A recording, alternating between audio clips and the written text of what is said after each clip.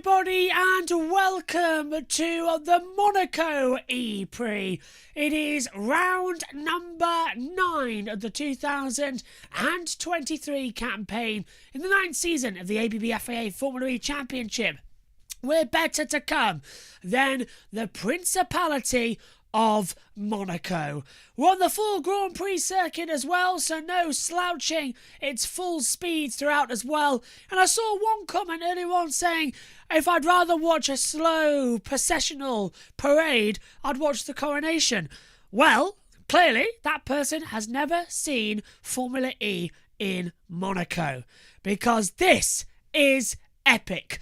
The last 2 seasons that we've raced on the full circuit, it has been Race of the Year. Could be here too. Now, we've got an issue with Sacha Fenestraz. He qualified on pole position after Jake Hughes finished second. However, Fenestraz has now been given a penalty. His lap time has been deleted for overpower use. So he now starts second. Hughes starts on pole. With more, here's the analysis of Ola Rascu, Dario Fakiti and Vernon Kay. 4 points behind him is the Kiwi, Nick Cassidy. Everyone is chasing now because Pascal Verlaine has only had a 6th and a 7th last 2 races. So it's difficult for him, but it's getting easier for everyone else to hunt him down. Yeah, it's a mixed-up grid, and this is going to be a mixed-up race anyway, so I cannot wait. All right, let's go to Karun and take a look at what it's like to razz it round the streets of Monaco. Thanks, Vernon. I don't think anyone's ever described it as a razz it round before, but yeah, let's have a look at it. On board here with Jake Hughes, our pole man, the latest McLaren driver, of course, to start on the front row here on the streets of Monaco. Climbing up the hill towards Massenet and the Hotel de Paris, this is one of my favourite parts of any racetrack, anywhere on the planet. Hughes using a slightly wider line here and making sure you bring the car back. Now, I'm just going to pause it for a second and just point something out, because in the race, that's where the attack mode will be. So the drivers will move across away from the racing line to the left-hand side to activate their attack mode. In qualifying, though, you get up close to the barrier on the right. It spits you over to the left-hand side. And then you drop down hill through Mirabeau, the hairpin, and through the double right at Poitiers. The track is just constantly falling downhill here, and with the Formula E car, it's an opportunity, especially in the race, to recover some energy, and that's massively important because, of course, they start the race without enough energy to finish. It's so important to make sure they're recovering the energy and putting it back in the battery. Now, the braking zone for the chicane, incredibly tricky, and Jake, in fact, made a mistake on his final qualifying lap. But here in the semi-final, no such issues there. Got a nice, clean run through the chicane itself. Towards to back, you aim for the barrier on the inside line, and then the track sort of opens up on the way out. Flat out through the first part of the swimming pool chicane, and then the right-left towards the end of the lap here. It's so important to get over to the left and try and brake in a straight line for Rascasse. Get the wheel over, and then Anthony knows the last corner, turn in late, open up the steering wheel to make sure you get a good clean exit, because the run to the line is actually quite some distance away, and you have to get a good time there to get a good time on the board. And of course, Jake did that, starting on pole position. Back to you, Van. Yeah, thank you very much, Karun. Formula E was the brainchild of Alejandro Agag, and this is the latest evolution of his electric vision. The first ever all-electric powerboat racing championship is launching this year. The series is called E1, and this is the race bird that pilots will be competing in on the shores of iconic cities around the world. It's going to be absolutely fantastic. Look out for that in the not-too-distant future.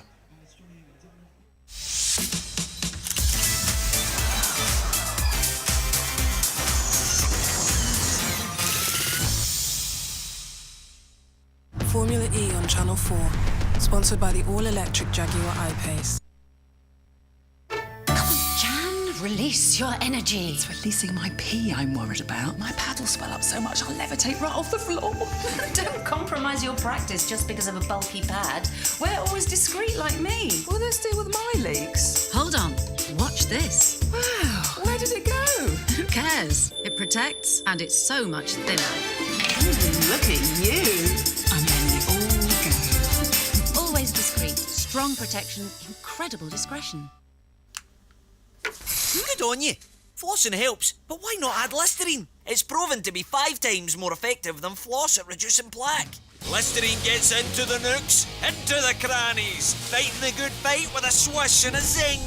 When you're taking on plaque, add Listerine. Sensationally clean. Is your garden ready for summer? The cordless Ryobi Patio and Path Cleaner with a 1 Plus battery that powers over 200 tools and an extended reach handle that effortlessly tackles weeds, moss and grass. Giving you more time to do the things you love. I really hate that, considering they've only been on air for 8 minutes and they already go to an ad break. Okay, but Ed's not in the box yet, but Omi's around, and I don't want to say anything to scare him, but I'll just say hello quickly, because Omi's in the comms box. Can you hear me, Omi? If you haven't got your mic connected, it's fine. Hello? Yeah, I can. Hello, Josh. Hello. Sorry to spring that up on you, but Ed's not here and they've gone to an ad break quick, and I literally just walked back into the commentary box. So, are you looking forward to Formula E in Monaco? Yeah, I am. Once again, I usually didn't watch this just like IndyCar because I usually had commentary. Now, first of all, this is more suited to my time, but I don't have esports commentary now on Saturday and Sunday, so that's helpful. So I'm excited to watch this at Monaco, and I've heard it's more exciting than Formula One around Monaco, so it's going to be exciting. 100% definitely more exciting. For the last 2 seasons, it's been Race of the Year, so this is going to be great fun. 29 laps ahead of us for this one. JQ's on pole position, as we know about as well. I am just getting text messages through as well saying that Ed will be with us, I think, shortly in the commentary box as well. Bit of a change on the lineup later, by the way, for FP3 for Formula 1. Omi, were you with us in FP3? I can't remember. I am with you, yes, for FP3 and Quali. Ah, good. So it'll be myself, you, and it will also be Adam Lemridge as well, because Richie, unfortunately, has had to step back from the commentary, but he is actually calling the Creator Series with George Morgan. So that lucky one's got a bit more umph there. So I'll have to see if he can drag George into the commentary box as well. That'd be quite fun. Anyway, thanks, Omi, for that. We'll head back over to Channel 4 now, who are going to be heading out onto the grid. Vernon. The Monaco EPrix is revving up for action, so to speak. The drivers are down at the end of the grid preparing for the national anthem and a team photograph. We've got the podium up there. We've got Jake Hughes' car behind us, Sasha Fenestras behind that. Dario, the temperature has gone up massively in the last 20 minutes. It really has, and obviously with all the buildings here, it really traps the heat, but it's coming off this tarmac. That changes the tire pressures the teams are going to use, changes the way the car's going to handle. Just another thing that the teams and the drivers are going to deal with. Oliver, from your perspective, let's go back to last year. First time around Monaco, a little bit nervous, were you? Yeah, certainly. There's a lot on the line here. Everyone's watching. Like I said earlier, the celebrities are here. All the important people in motorsport are here. So yeah, the nerves are definitely running down the grid. I feel it. I feel the energy, and it's going to be an exciting one. All right, I think the national anthem is about to start. Yeah, there you go. We'll leave you with this.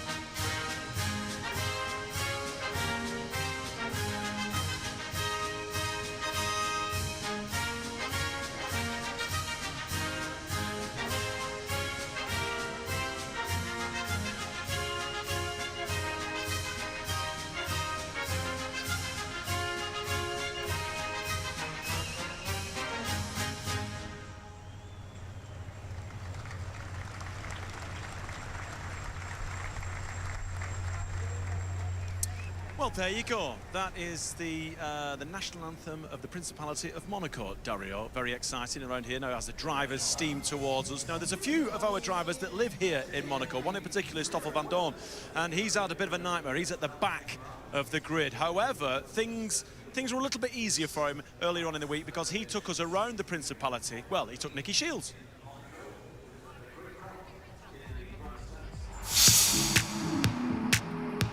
So, Stoff, what an iconic drive. Beautiful coastal roads. Where are you taking me? I am taking you for a little tour around Monaco. We're currently in France actually, but this is, I would say, the scenic route of Monaco. And of course Monaco is your hometown. A lot of the Formula E drivers live here. Do you have a bit of a gang? We do have a bit of a gang, to be honest. Mitch is living close by, Nick Cassidy, Norman as well. And how often do you bump into Mitch at the roulette table? I don't think I've ever been to a casino in Monaco. What? Sounds wrong, doesn't it? What? No, I'm lying. I was gonna say I'm gonna take you if you've never been to a casino. I have been. Actually, the first couple of years I lived here, I went maybe a couple of times to the casino. Being the home of supercars in Monaco, do you own a supercar? It's funny, but I'm not really that much into cars, to be honest. I like racing cars. Like, I love the driving part and the racing, but I'm not like a car freak. You're not so much into cars, but I know what you are into. Tell me. Fashion. Fashion? Bucket hats. Bucket hats. Talk to us about that. It started in Cape Town, actually. We were just wandering around, and then I saw this nice bucket hat, which I bought on the street. Obviously, that caught everyone's attention. Why do you think it caught everyone's attention? I don't know, because it was a cool hat. Was it a cool hat? Yeah, it had pineapples on it. Then I just decided for the next race to bring another hat, and then for the next race another hat. So it's just kind of become a little thing. To now have your name in the history books as a race winner in Monaco, is that like one of your dreams come true?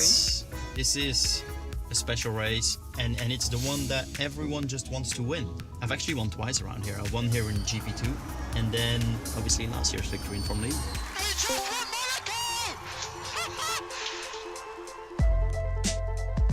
Well, this really is the Monaco life, isn't it, Storm? But just quickly, can we get Hello. down to business? New team, what's it been like? Have you settled in? Yeah, new challenge for me. Obviously, changing team is always a little bit difficult in the beginning, but so far it's been going very well. We've progressed a lot since the start of the year. Had our first pole position in Sao Paulo, qualified in the top 3 again in Berlin, so it's just in the race now that we're still a little bit behind to fight for those great results. We're midway through the season now, 74 points between you and Pascal Wehrlein. Is there still a championship fight? Well, it's not over until it's over, although it's going to be a very difficult task. Obviously, always a lot of expectations when you come into a season when you've just won the championship, but we're going to try and give it everything. It's still a long way to go. I would say the focus right now is mainly on improving our own situation to really finish off the season with some good qualifyings and especially some good race performances. Excellent. I think I just spotted the best view of Monaco, and it's from the top of that diving board. Will you jump off there if you win? I will. Yes. It'll be a good, good omen, let's say, if that happens.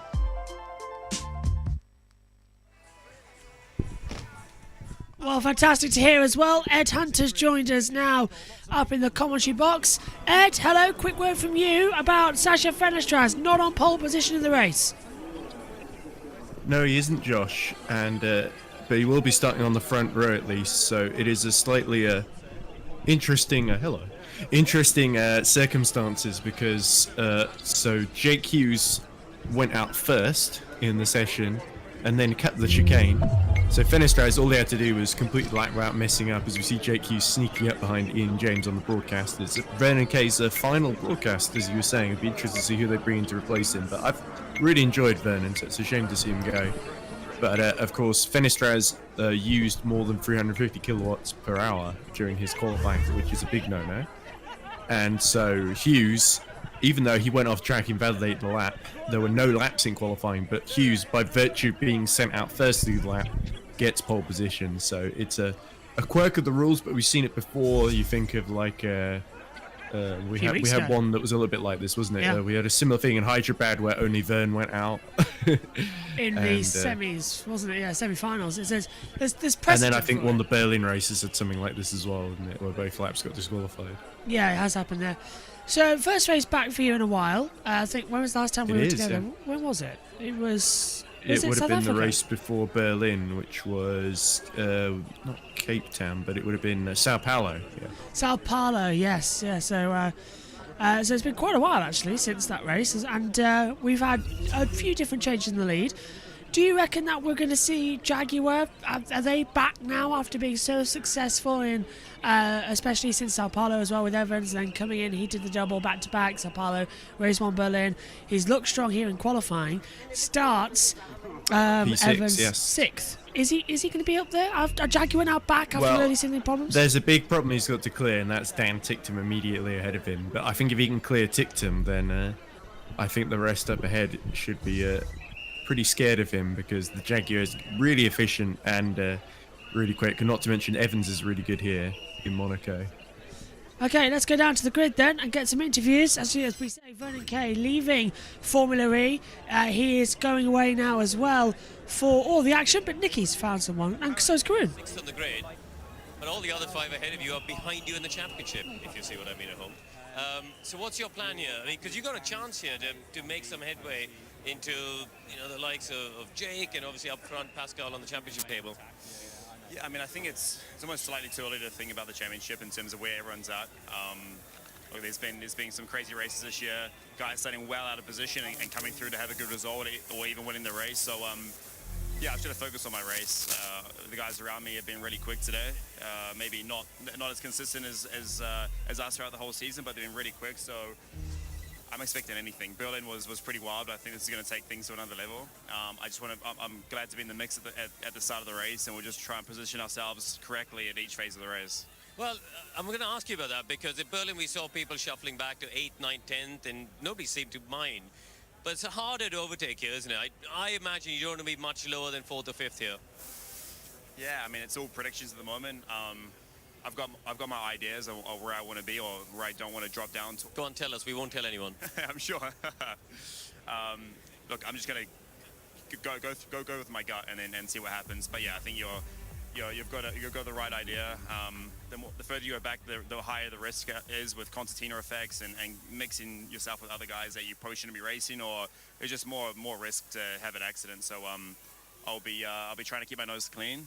It's really hard in these races, but yeah, as I said, I'm starting in a good position. I just need to try and make the most of it. All right, good luck. Cheers. All right, Sasha, second on the grid. How are you feeling? Mixed feelings. Of course, we had the pole. We lost it because of some technical things. But he's racing, and maybe P2 for the race is better than P1 because you can save a bit more energy. So it's going to be a long race. We'll see how it goes. All right, thank you very much. All the best. We go green very, very soon. Yes, they do go green very, very soon. That caught me by surprise as well. So let's take a look. Omi, coming to you quickly because you're down in our pit area as well. What do you reckon of all this format as well? Your opinion on, like, we've got the normal group stage and we've got a quarterfinal, a semi-final, and then a final duel. Does it provide interest for qualifying for you? Sorry about that, Josh. I had to go there. Bit of toilet trouble. No worries. Just throw it to Omi. My fault, really. Yeah, I shouldn't have tried to. I tried to clean up and I made it worse. Right. Oh my. Okay. Anyway, no more details needed. Omi. Right. What was the question? Sorry, I was talking to Omi. It's all right. It's not you. It's Omi down in the pits. Omi. Oh, cheers, Omi. Yeah. Another So. ERC Illumini. Yeah. So okay, so I obviously I tuned into qualifying a tiny bit as well. I don't know if you saw me sneaked in the commentary box today. I managed to sneak in. I did. I saw you during qualifying. So yeah.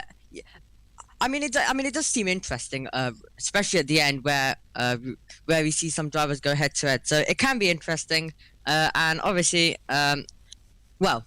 As I watched it for the first time live, so it was interesting. Yeah, really liked it. But do you have any other adjective apart from interesting to describe it, Omi? I don't have a clue. No. Okay, we'll work. But I don't actually have a clue much about Formula E, so just got to provide anything I can.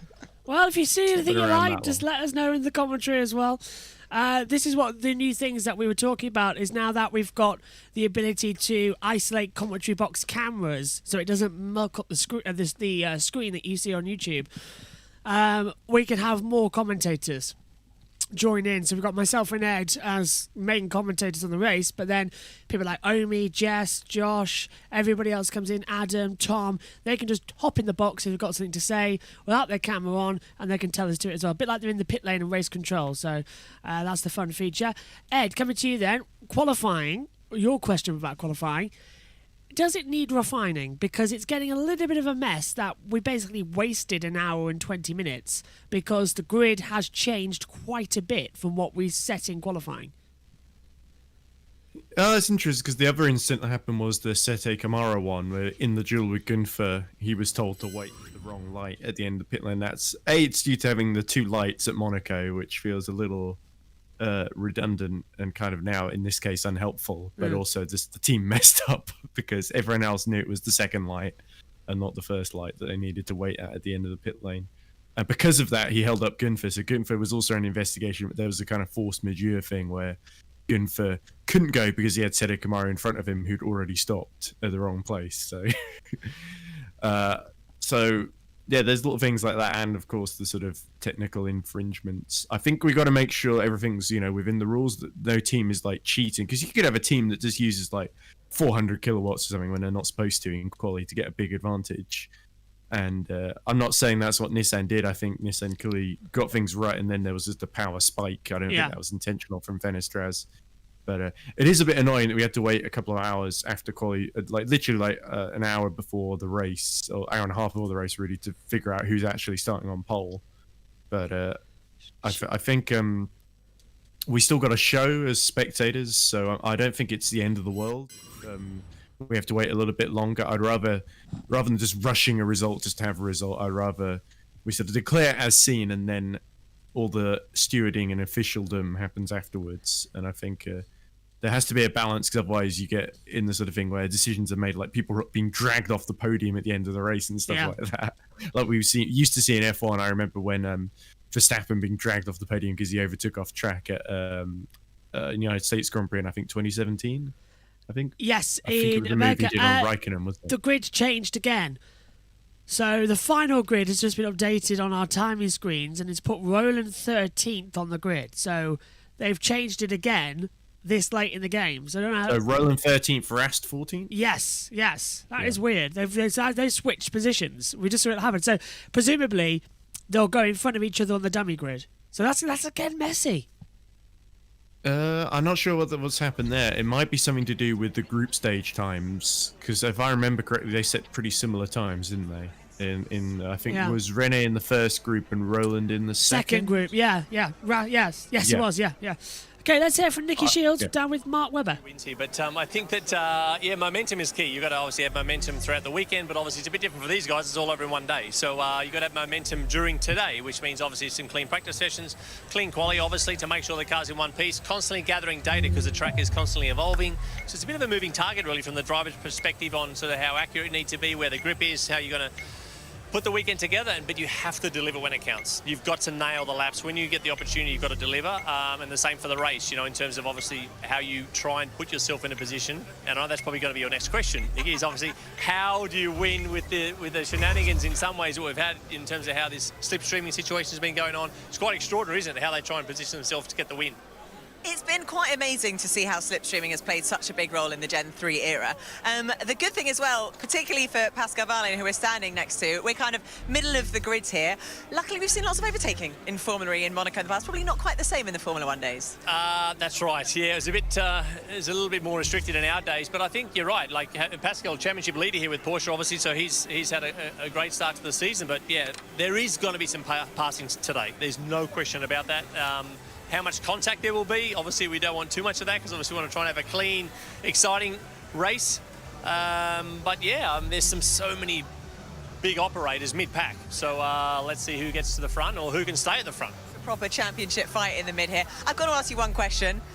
Can we just explain the situation? You did a little barbecue on the front of the car there. What's that? Ham and cheese toasty. So it's a long race. I think it's some sort of heat protection, but that's a gamble. But I'd imagine, yeah. So sometimes you need old school tricks, right? Well, the sun is very much shining. Thank you once again for joining us, and have a great race. Thanks, Mark Webber. Oh, it's nice to hear from Mark Webber. Omi's got his mic unmuted, I think. Were you going to say something, Omi, or is it not muted? I can't see. No, I think his mic was muted. Oh, I've just changed the setting up a bit, so. Oh, I see. I'm gonna be muting from my headset. Oh, okay. Sounds good to me. If you've got anything to say, coming into the action as well and coming into the party, hopefully everything's going to be okay. Ed, this is going to be another crazy one. 29 laps. Bit down because usually in a Formula E race, like last year, we got, what, 34 in with Gen 2? I think it was 30 laps last year. We could get 34 if there's safety cars. That's true. Added laps could be, and maybe that's why they've added it. Yeah. It's going to be a lot of fun. Yeah, interesting thing is with the heat going up, well, it's a little bit hotter than it was in qualifying, so keeping the tyres in temperature. It's not like you can just wait at the end of the pit lane for the tyres to cool down or do a cool lap and then a push lap. If you do that on track, you could get overtaken and lose a lot of crucial ground. So really, what you're going to see is opening couple of laps, there'll be a rush into the first corner around the first lap, maybe 1 or 2 collisions, and then the rest of the race, it's going to be up until the last 20 laps or so, it's going to be everyone trying to save energy, and then somebody is going to absolutely go and try make a bid for the lead, and everyone's going to try and follow them. So that it's going to be a little bit like we saw Cassidy last time. I have a feeling Mitch Evans, with the efficiency of that Jaguar, is going to be the most likely to make his way through first. But will Cassidy and co catch up? I don't know. Cassidy and co sounds like Cassidy a bad cop show or something. It does, doesn't it? Bam. Cassidy and co. Cassidy and co in Monaco. Well, keep in mind, we've also got after the race we got Jack Pickering, Jack Giannamana, and Alessia from Jake Dennis Struggles, all employees technically, I guess, of Formula E Zone, even though we don't get paid anything. But I'll be editing some videos for them after the race, so you should be able to hear what they think in the FVZ show afterwards, hopefully. If Pico and Jack can find Alessia. Because it sounds like she's the one that guests of Andretti, unsurprisingly. With the Jake Dennis fan account, yeah. We'll link that as well in the Grand Prix live, because presumably it'll be out tomorrow, so we'll link that in the F1 Grand Prix video description and put a little video out on it as well with a YouTube post. And of course retweet it, of course, on the new JB Motorsports Twitter, at JB Motorsports YT is the Twitter handle. But it's time now for another legend to be written in the book of winners in Monaco. It's time for the Monaco EPrix.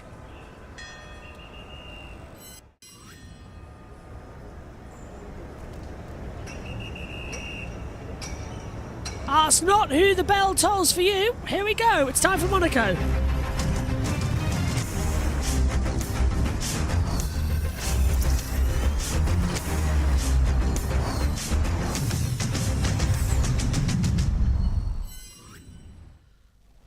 The glitz and glamour of Monte Carlo is the stage for round 9 of season 9 of the ABB FIA Formula E World Championship. A single-header event, but with sunshine on one side of the Principality and dark clouds on the other.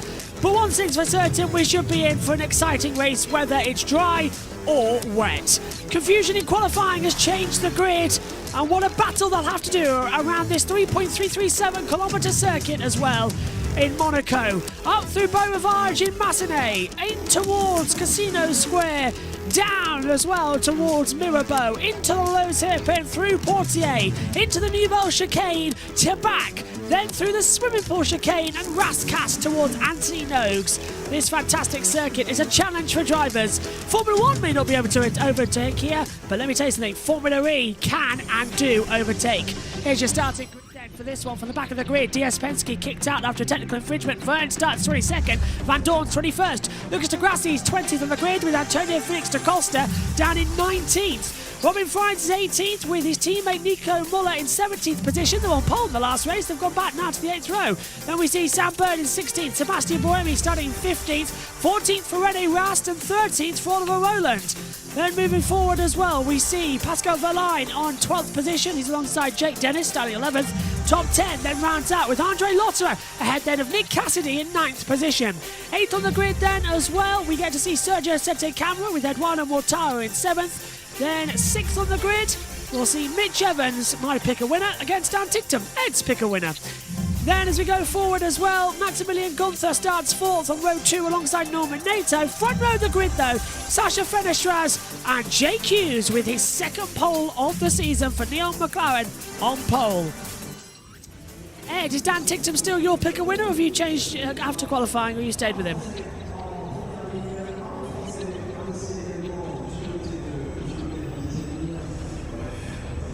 Okay, I've lost Ed before the start. I think it's his issue. 2 lights on, so that's 30 seconds to go before the parade lap starts as well, and we get into that procedure. Ed, can you hear us? Well, Ed's just having a quick manoeuvre around then. Lights coming on. Green light activated. They'll move forward from their dummy grid to the main grid. The hand-cut tyres will get smoked away. And then we'll have to wait for the smoke to clear as well. We could be here for a long time into the start procedure. Hopefully Ed's going to fix his camera soon.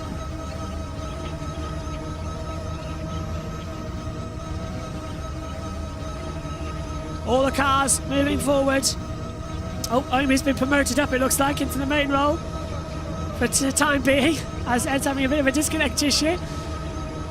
So at least Omi's ready to help out with something. Ed's having a technical fault. There's all the team principals ready to go. We haven't yet got the signal for the 5 lights to come on. Here we go then. The start procedure is about to get underway. We have 3. Where's the 4th? Now 5. There it is. Lights out in Monaco. Good start from Hughes. Fenestra's going to cut across. Look at Cassidy behind. Norman Nato. Dan Tickton going around the outside. Mitch Evans on the inside. Look at Cassidy already. Up into about, 6th position. Great start. Up Sander Vaught into Beau Rivage. And Ticktum's already attacking Gunther on the way up in towards Massenet. Evans stuck in 6th position. Cassidy's fancying a run. Nearly goes into the wall. Hughes leads though, Ed, as we head to Casino Square.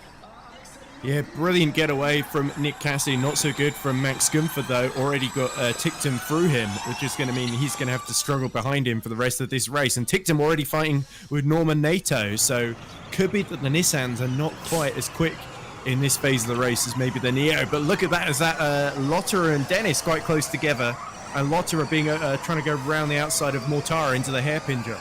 Yeah, Dennis already up into 9th position, and now we're seeing as well Roland and Lotta are battling. I don't know if they got through. So take cameras. I think it was Dennis, sorry. Dennis got up to 8th now. So Wow. we've got Evans, Cassidy, Dennis, 6th, 7th and 8th. And look- big title contenders. The top 4 begin to break away as we enter the Nouvelle chicane. Hughes in ahead, but look at this as well. Dan Ticktum. Now we saw he was using too much power a couple of races ago back in Sao Paulo. Is he doing the same thing here, using more energy at the start to try and capitalise on an overtake, or is he going to be smart and play it long? Because energy could be a big, big worry here in Monaco. Yeah, but track position is also quite big. And look at the way NATO's defending, backing them all into the pack together. So NATO is going to try and help Fenestras here. Oh! Gunther! That was Gunther Yeah, going good. wide. That's Evans didn't quite get through, though. Although we see Sede Kamara trying to go around the outside of Roland into Raskas. Brave if he can pull that one off. Oh, and he did. And Mortara's dropped down 2 places as well. So that's a move that's gone around the outside. Yeah, Mortara has been absolutely mauled on this first lap by the field around him. Into turn 1 at Sander Vaught, up the hill, that's Beau Rivage in towards Massenet. Hughes leads, Fenestras, Nato, Ticktum's right behind him though as well, so can he go for 3rd? One board, I believe, with Jake Dennis looking ahead to Cassidy. And the noise... It is Jake Dennis. Yeah, the noise just not seeming to be on the power coming through the top of the hill. I think it's out of sync with the TV pictures as he hits full Or power. it could be they're lifting and coasting a lot. Look at that again! Almost 3 wide there as Ticktum tries to go up the inside of NATO, who's in turn trying to go in the middle of Ticktum and Fenestras. And now again 3 wide. Roland up the inside of Nick Cassidy. And through goes Sete Cameron, Dennis as well. So Dennis's good work at the start has been neutered down at the lows here. Or are they in contact. energy saving mode? Oh! Yeah, a little bit of And a that's wheel. Dennis back through at Portier. Wish we'd have the graphics up. There we go. So yeah, that's Dennis passing Sete Camera. Cassidy's up to 8th position. Roland's gone ahead though with 3 wide at the lowest hairpin. Hughes Yeah, back in the DaCosta line. also making progress near the back, past Bird and Muller. Yeah, Bird hasn't moved a position actually. He's still in 16th position, and there, that's Evans trying to defend from Roland, who's trying to go on the inside of the Nouvelle chicane. It becomes the outside towards to back. Has he managed to do it? I think so. Camera work isn't great in Monaco. Don't forget, Formula E don't direct this race. It's the Tele Monte Carlo who do this event as well. So we're stuck with the Formula 1 angles. That's why Formula E cars look a bit slow, but we're trying our best to keep an eye on what it is as well. Roland around the outside again, Evans. He's going to have it now, coming My to Anthony. goodness. No, he's going to shut the door. Evans gets nowhere to go, has to back out. Brilliant bit of driving from Roland. Why is it that Roland always seems to go really well at Monaco? I remember last year he was running top 6 when he crashed, unfortunately. So he's quite forceful around here as we see a yellow flag out. Yeah, don't know where Must be that something is. near the back. Might be it's Lotterer. Lotterer again, the second race running. It happened in race 2, where he And went that's off. Anthony Noakes, because that's the cone at the Yeah. inside there. So he's spun it on the exit of Anthony Noakes and then just gone sort of backwards into the pit lane. Our timing tower stopped up here in the commentary box. Who's just taking attack mode? First attack mode. Is that Not sure who that Mortara? was. I think it was Mortara because he's dropped down to 10th. And I think he missed it. Yeah. Roland, I think, has gone for it as well. So Roland could I think have it was Roland, actually. Yeah, I think it was Roland who went for it and missed it there. Track Unless is the clear. graphic's wrong. Yeah, we haven't got our timing screen up in the com box. It's stopped working. Here we go. Attack mode has been taken by several cars. It's not showing us on the timing screen. Roland's taken 30 seconds. De Costa's taken 2 minutes. Muller, Friends, Van Dorn, Vern de Grassi all taken 1 minute of attack mode. And that is Lotterer completely out of the race for the second one running as Hughes holding the advantage. Roland did take it. It's just not updated on the screen. So he didn't miss the activation. Sorry for that. Yeah, the TV pictures, I remind you, are not provided by the usual Aurora Media. They are provided by Tele Monte Carlo, and they run all the graphics as well. So it's really hard to get a good broadcast. Let's hear from Fenestras. Yep. I'm just saying, I'm sorry if I ask a lot, but can I trust on Norman? We're working as a team, right? Confirm. Oh, Evans trying to go around the outside of Gunther. Not going to work out. Gunther's got the better position into Anthony Noakes. Evans is trying to push hard, but he's still only in 6th position. In fact, I'm very surprised, Ed. Nobody's actually made some moves from the top 5. I'm They've all not. sort So of this same is what I position. said would happen. Basically, there'd be a bit of shuffling, and then they all settle in because this is where they're thinking about saving energy for the end of the race. And remember what Oliver Rowland said beforehand: it's going to be even worse than Berlin. Was his words. Push, in terms says of- Friends. Oh, sorry, Fenestras. Now, Tictum's in an interesting position here because stuck behind the 2 Nissans. Is he going to try and jump Norman early on, storming Norman as I like to call him, or is he going to wait, save loads and loads of energy that he'll desperately need later on and hope that no one behind goes for him? Because that's sort of an odd position, isn't it? Where the Neo Ferrari feels a little bit faster than Nissans at this phase, but does he really want to lead at this point? Because the same thing could happen, like you say, from Berlin. So everyone trying to be a bit clever and outfox each other.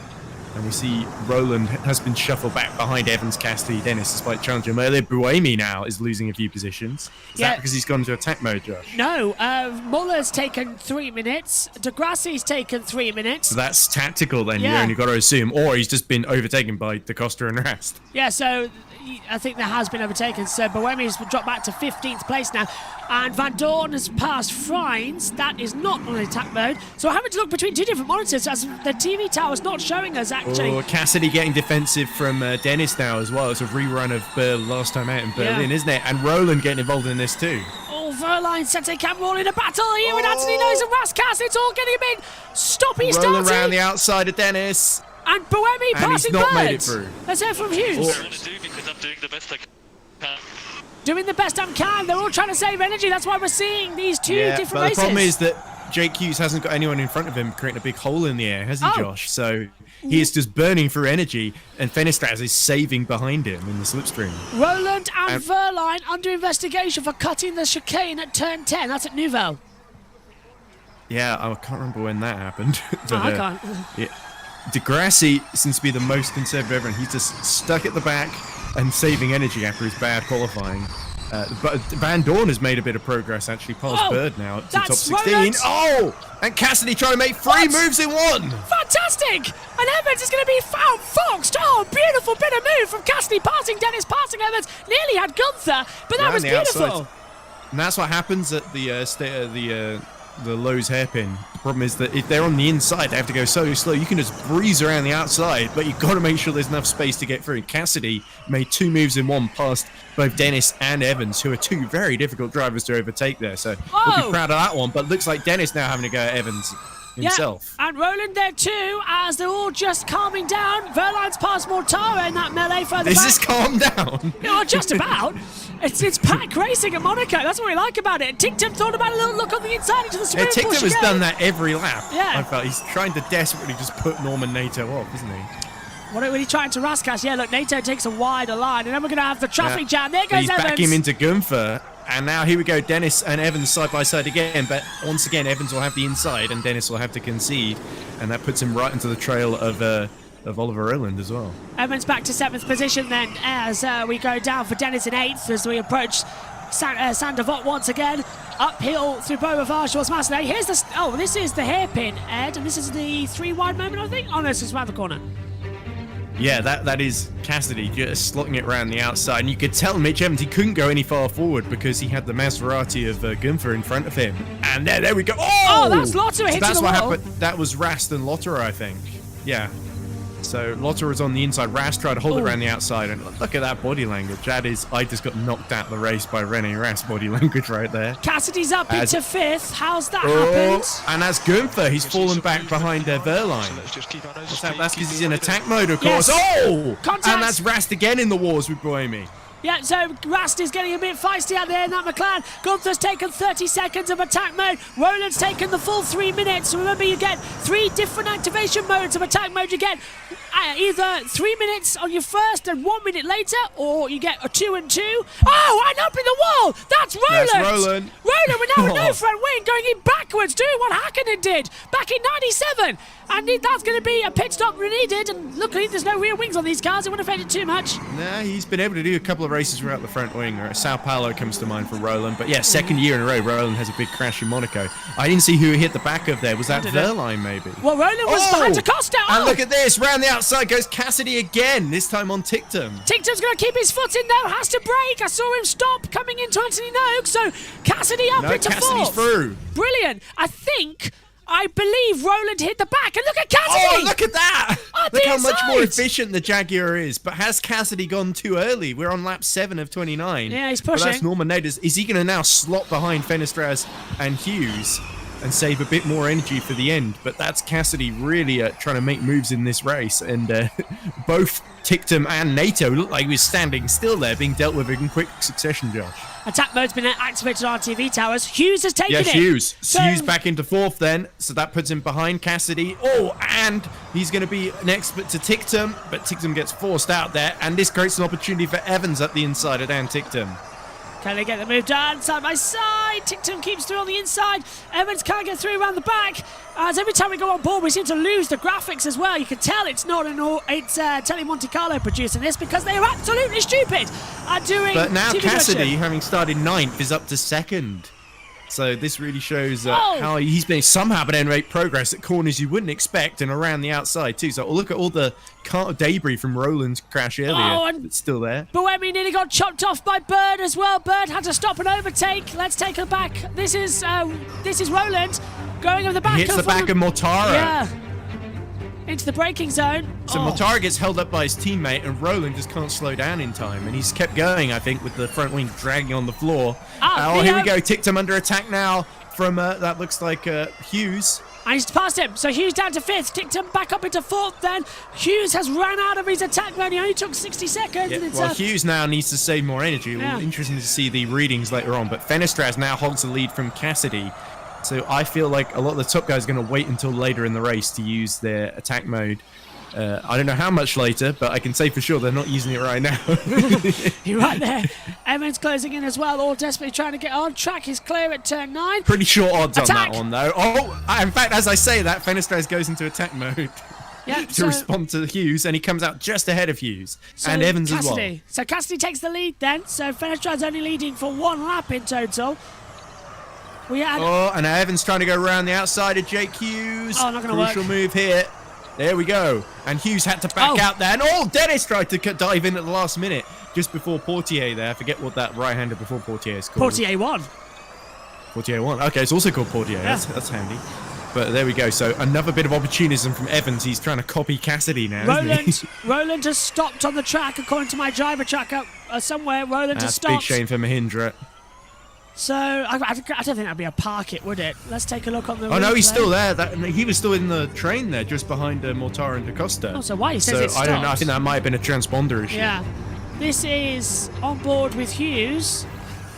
That was him surviving the assault from Dennis.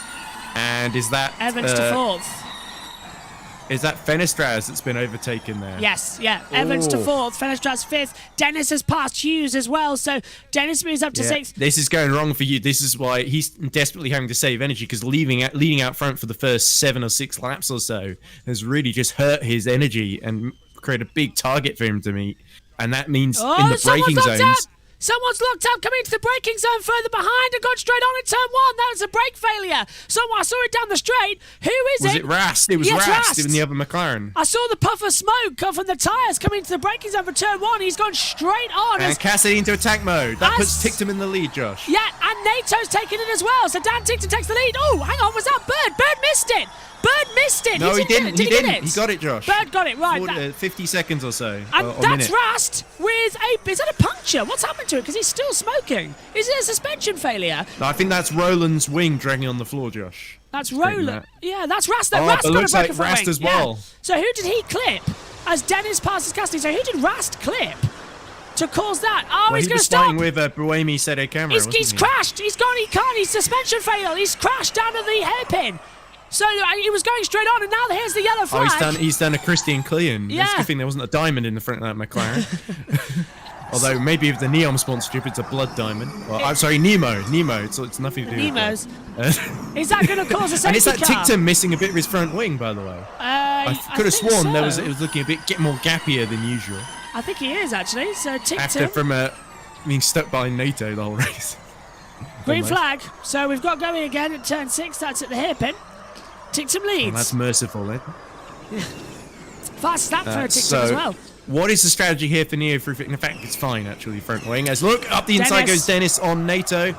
Was that Oh. Fenestraz he's passing? Sorry, Yeah. it's Fenestraz. Gets it stopped. Cassidy's going to have to attack soon. He's got 1 minute 30 left. Yeah. As here Tictum's he got a goes. decent lead that he could come out into Whoa. here. Oh, and here comes Cassidy, desperately trying to follow Jake Dennis through. So Cassidy's lost a bit of ground overall to his to attack. Evans and Dennis. There we go. Tictum. So Dennis comes out and Tictum comes out. Sorry, and only loses position to Evans, I think. Yeah, Cassidy right behind though, but with a minute of attack mode. Oh, it's all getting chaotic at the hairpin. So Evans takes the lead. Fenestraz second. Tictum to third. And up the inside. Round the outside. The two Maseratis making battle. Mortara Yeah, trying to pass Gunther. that wasn't going to work for Ido. He didn't quite have the overlap to pull that one off. He's not Nick Cassidy.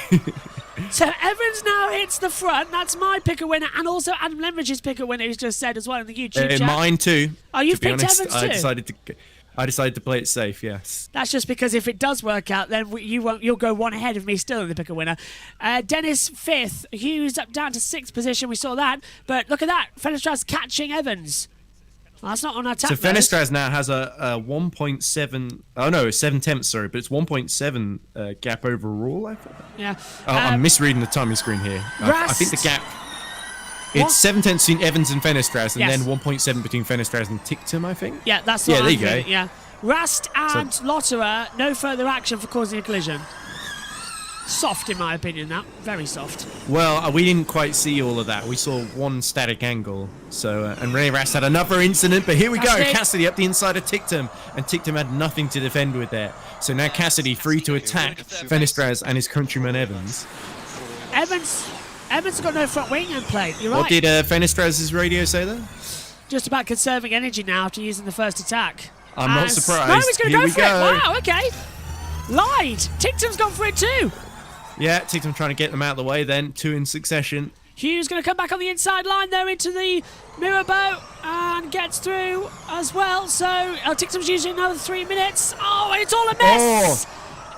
And that's Neo's- Gunther trying to go around the outside of several people. Oh, and a bit of contact with NATO as well. I But think that was the thing is, Fenestraz too. Hughes has got another attack mode left to go, hasn't he? NATO's If I'm dropped not down to mistaken. 9th. Yep.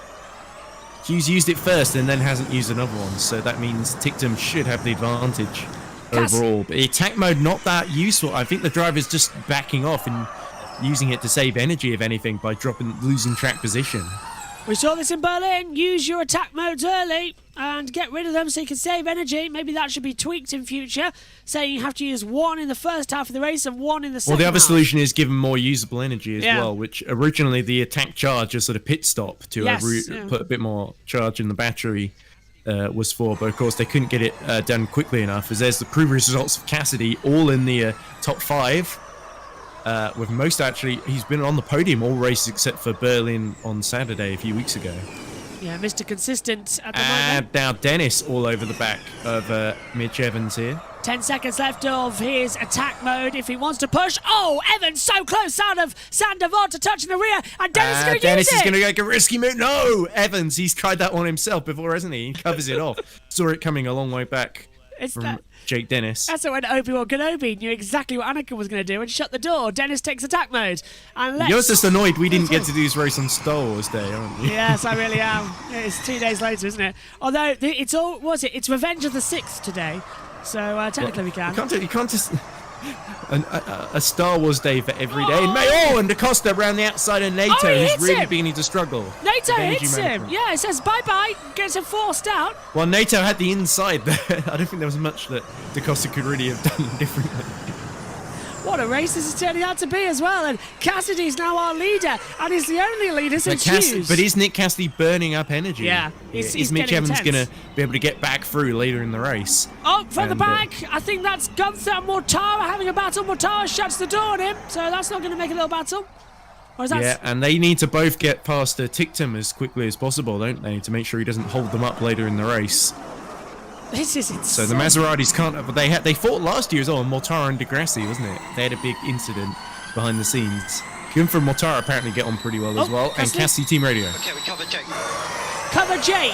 Cover Jake. Cassidy's been told That sounds cover like Jake. he's about to go into another attack mode then. He's used one, I think. He's going for fastest lap, so he's trying to build a gap. So this is crucial then. He's going to come out around about third or fourth then. Oh, and look at that. Tictum right behind Jake Hughes with his attack mode. He's not going to do anything up the hill, is he? Still have the speed up Beaurivage. This is Dan Tictum we're talking Yeah, about. he's going to try something, Well, isn't he? he decides to back out, and that's quite sensible. So Tictum just continues to save energy behind Hughes. So we're Cassidy. seeing a train. This is basically a 4th, 5th place battle, isn't it? Between Hughes, Tictum, and the train behind them. Cassidy's taking attack mode, so Evans takes the lead of the race. As it's all getting a bit chaotic now, as we've got 2 on board to the same driver. Anybody know why? Oh no, this isn't the same driver. This is Mortara right behind Tictum on the main screen. Then the little screen, the inset, is Tictum. Oh, that's so bizarre. They're pretty close together, and they've got They are. pretty similar colour scheme in that they're both dark blue cars. From a quick look, it looks like it as well. So as they come out then, Fry to take a 3 minutes of attack mode. Oh, Here we go. Mortara on the Gunther. outside of Tictum. Oh, this is Gunther, sorry. Gunther passing TikTok. Oh, and he's done it. That was a clean Beautiful. move. We're on the outside as well. And the chicane as well from the Nouvelle. And he's done it perfectly. And now it's Mortara's job to get through. Let's hear from Gunther. Yeah, Tictum is going to struggle to stay in the points. There's a big gap after that. Hughes is holding the back. He's in P5. Hughes is holding the gap. There's a huge gap. Yeah, so between this him has and worked Rivage. really well for Fenestrat, the Nissan. Even though it's not as efficient, because of that gap that Hughes has built by holding everyone up and trying to save energy, that has allowed Fenestrat to keep with the lead group here and hold up Dennis a bit. Down towards Sandavart, and there's the move for Dennis. But not for long. There we go. Through goes Jake Dennis into third place. Is Fenestrat's going to try and cut back? I think so. Fenestrat's best strategy now is to save energy behind Jake Dennis and company. I love how I'm being told. Oh, and there goes Evans, taking his attack mode. And is that going to drop him behind Dennis? It is, I think. No, it isn't. He's just been able to stay ahead. Oh! There we go. So Cassidy, Dennis, Evans, Fenestras. Yeah, so it was Fenestras that's behind Evans now as we look back from Contact! Dennis. Oh, and that's There's is that the the Porsches swapping positions there. I think is that Verline ahead of Da Costa. Did Da Costa hold on there? So they've really been badly held up by NATO. Evans takes 3 minutes then. Cassidy retakes the lead on lap 14. 57 And crucially, changes. Tictum and Mortara through on Jake Hughes because Hughes went into attack mode. And oh, look at this! Dennis up the inside of Evans into the Nouvelle chicane, Josh. Evans has got the attack though, so Evans goes up into P2. And now look, here comes Fenestras looking for Dennis into the back. He's got Gunther and Mortara right behind him, trying to find him for positions as well. We've got a yellow flag somewhere on the circuit. It's coming now, it's at turn 5. So that's just before the hairpin. So who's gone off? I think Sede Kamara hit trouble there Right. because he's dropped all the way down to 17th Evans. behind Muller. We stay there for now. We stay there. Good job, we'll stay there for now. So stay in P2, even though he's got And the he has attack got another mode. minute and a half of attack mode, so they're saying don't use it. It's more about the energy near the end. We've not seen any readings of energy, by the way. Well, I guess we need to wait until at least lap 20 or so for that. Also, I don't think. Do you reckon the Tele Monte Carlo French TV director knows how to show that? Because let's face it. Oh, so here we far go. not great. We did see it a okay. few times. 52, 53, 53, 53, 54. For Gunther actually doing best on energy, I think. Okay, that's not too bad. But he's got a big gap to the guys ahead, or have they caught up now? I think Gunther 1.2 behind. No, he's less than that. Look at the gap now. It is basically a 6, 7, 8-way train for the lead here, with Cassidy 1% down on Evans right behind him. And that could make the difference as the Maseratis again going side by side, and Tictum diving up the inside of Mortara. Really hating we got a yellow flag as well, so someone's crashed down there at the hairpin. We can't see why, and it is a constant yellow now, and we don't know who's gone down. I think it's Robin Friends in trouble, maybe. No, we stay where we are and we defend. Evans says stay where you are to defend. He wants to attack Cassidy, but Cassidy I think has got another one left. Is this going to cause a safety car though? Because there's something gone wrong. Here's Sam Bird. Oh, it's Bird. Oh, has he gone straight Let's on? have a look. This is at the back of one of the Porsches. That's Verline ahead of him. Oh, does he lose his front wing? So Verline just turns in on him there. And Bird sort of put the nose a bit further forward. Oh! Gunther. And Gunther hits the back of Denistraz. Yeah, that's Cassidy backing them up too much. So that was just all good as Constantine are into each other. Got a slippery surface now. This is the problem. They're telling Mitch Evans to defend. Yeah. But if Cassidy's backing them all up, then that's going to put him in a vulnerable position to Dennis right behind. Evans has been told to go for it. Gets overtaken. Yeah, Evans has been told to go for it to get through, and he's done it. He got the green light. So Evans takes the lead. And the yellow flag's still very, very tense now. But now he's in the lead. He's going to be using up energy quicker than Cassidy behind. So Cassidy thinking, breathing a sigh of relief, thinking, oh, now I can finally get some energy back. But now Dennis wants to relieve him of second as well. This is looking great racing so far. As they come through, no one taking attack mode just yet. Race leaders go like, here's Verline though, Ed. What's he done? Green flag. Did he drop behind Bird now? So here we go. This is Verline on board. We see DaCosta in front of us. He tries to go up the inside of DaCosta, hits the back of Norman Nato, damages a bit, and are we about to see Bird swing through as well? Bird on the attack. That's helped DaCosta past Nato though. Bird desperately trying to get through as well. Not going to work out. Just taking a few screenshots because Megan's asked me to on the precision as well. We're seeing another yellow flag, so there must be another incident out there. 10-7, double. I'm not sure.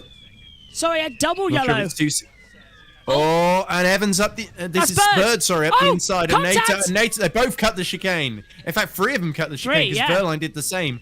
And Verline's wing is not holding on by much. But there we go. Nato lets Bird through. Oh, and that's DaCosta in trouble. He touched the wall. Everyone through. He's touched the wall. He's touched the wall. I think he's broken the rear suspension. Now, what is this down at the Nouvelle chicane? This is the 3 off. And look, they all so go. DaCosta had a problem beforehand. Yeah. So something happened to DaCosta beforehand. Before they got to the Nouvelle chicane. He just braked and nothing happened. He went straight on. DaCosta's and DaCosta dropping like a stone. Yeah. Yeah. There we go. I think that's terminal. As Dennis now all over the back of Nick Cassidy. So can Jake Dennis spoil Nick Cassidy's A? Because remember, he was stuck behind him for like the second half of Berlin, wasn't he? Last time out. And he desperately wants to get at least second place on the podium, if not win this thing. But now Evans can sort of control the pace, but he can't control his energy as well as before. Oh, hello. 2 Maseratis take their attack modes. Oh, interesting strategy there, because that means Mortara's going to run out first. Gunther's still got 3 minutes left. Yeah, that's weird, that one. They should have worked together to And get it drops them together. behind Hughes and Tictum. Overtaking's so tricky at this track anyway, we've been seeing today. Well, it's about strategy, really. Yeah. That's what this is turning into. And it always tends to be about strategy in Monaco anyway. But just not in the Formula E fashion.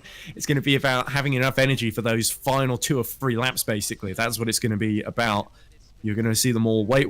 And then 1 or 2 of them are just going to go, aren't they? And now the Maseratis might start to get the hurry up here. Gunther really being held up by Hughes. Really starting to push as they come into the braking zone. Through to back. Let's have a look at DaCosta.